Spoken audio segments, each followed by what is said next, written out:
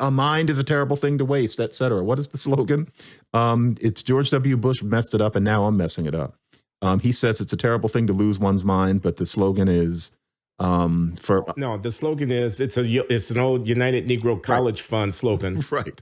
A mind is a terrible thing to waste. And in this case, it's that mind expanding, think out of the box. Damn it. What bothers me is that for people like this, and this is Milou, Kelly, and that whole ilk of person, they think thinking out of the box is thinking of ways to assail things as racist.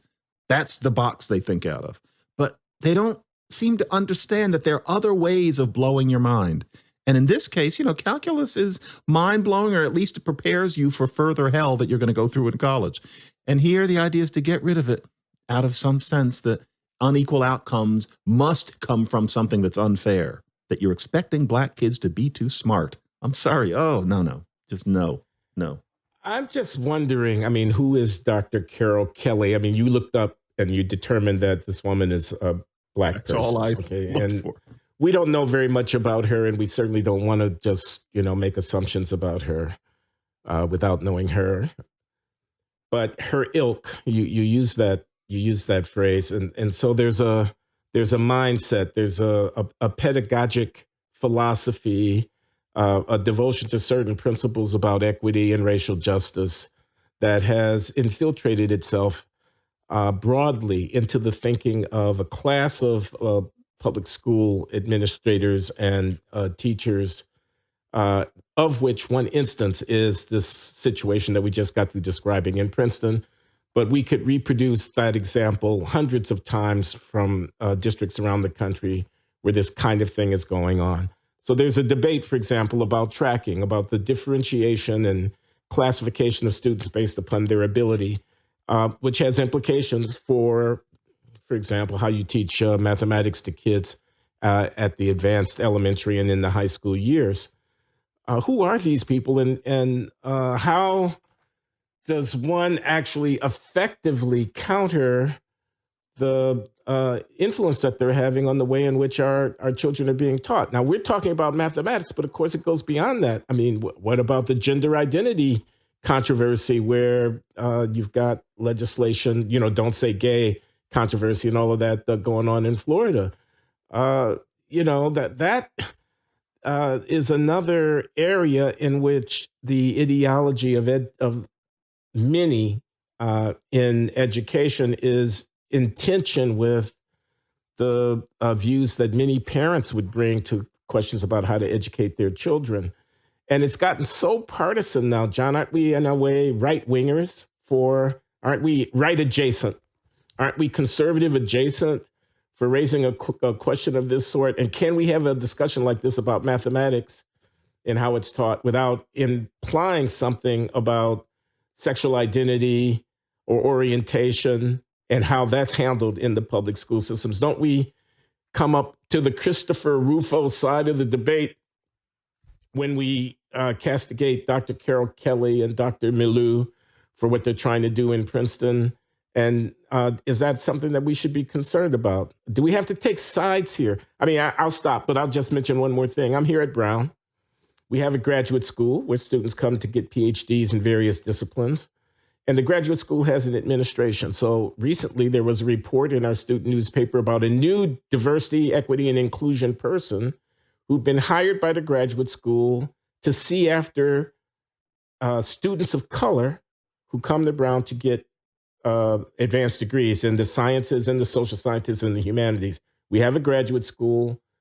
People are admitted to graduate programs. There's an administrative overlay that takes care of graduate students, and they've hired an assistant dean of the graduate school for diversity, equity, and inclusion ministering to students, who reports to an associate dean of the graduate school whose responsibilities broadly are diversity, equity, and inclusion, but not only dealing with students, who herself reports to a deputy provost who is in charge of diversity, equity, and inclusion concerns across the various programs at Brown University, who reports to, there are 4 layers of administrative hierarchy that I'm describing here that have to do with diversity, equity, and inclusion.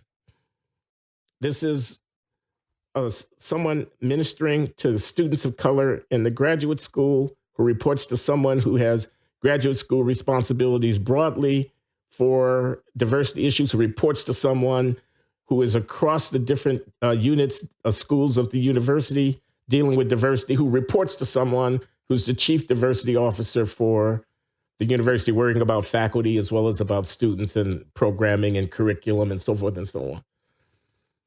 Now, something tells me that all of these people are of the same ilk. Yeah. As is Dr. Carol Kelly with respect to the philosophy that they bring to the enterprise. And we are embedding this in the institutional structure of the university. And my thought was, if I'm a student of color, I come to study at Brown in the physics department or in the history department for that matter, is my being of color the most important thing about myself, requiring a special administrative set aside in order to see after my well-being? And moreover, there's no debate about any of this. The administration is set on doing God's work and embedding it in the administrative structure of the institution. And this is happening without significant pushback from any quarters. And if there were pushback, if I were to write a public letter or something like that, it would be dismissed as the rantings of some, Trump-loving, Tucker Carlson watching reactionary who is simply standing in the way of history, standing athwart the historical imperative to create more just and inclusive institutions. All of those people are being paid to identify racism that almost never exists. And I mean, part of their mission is, to be seen as doing their jobs, they have to smoke some racism out. If they don't, it looks like they're not doing their jobs, they're not earning their keep. And so they're going to find it. People are going to report things to them and they're going to interpret them in, the quote unquote proper way. They're assigned to endlessly discuss and hunt for and decry racism that essentially does not exist at Brown University. Where's the racism? And, here we are just sitting here complaining about it. And that can look kind of idle because, there's nothing to be done about that. And I'm sure Brown is not unique. But yeah, a lot of those people are going to enable the idea that anything unpleasant that happens to a graduate student who happens to be Black must have to do with unjust expectations of some kind. Something has been done to them. And I don't know, even at your university, there's a certain someone who I will not name who has given talks where they have said that it is unfair to require mathematical analysis from scholars of color, that there are other ways of being wise, that the mathematical requirement is wrong. I won't name that person. Many people can guess. Oh, that's not Trisha Rose. Of course it is. And then, well, I named her. John didn't name her. I named her.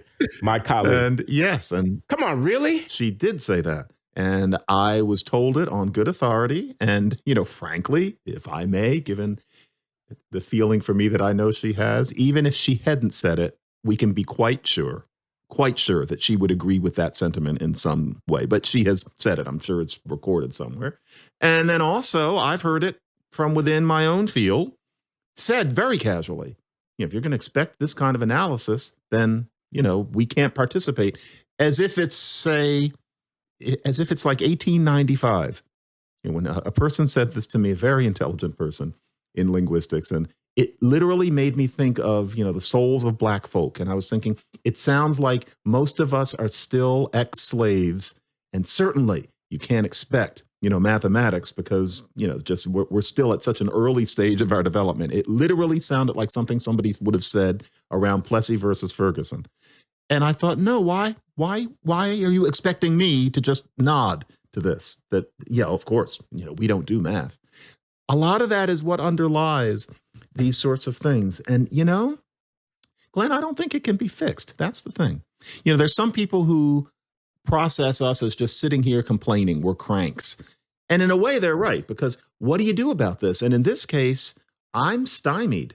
We can decry it, But as you can see, this is just entrenched in these systems. There's nothing to be done about this clergy, this DEI clergy that's there, and often makes really sloppy calls and destroys lives even in the name of identifying this racism that often does not exist in any way that a reasonable person, even left of center, would identify.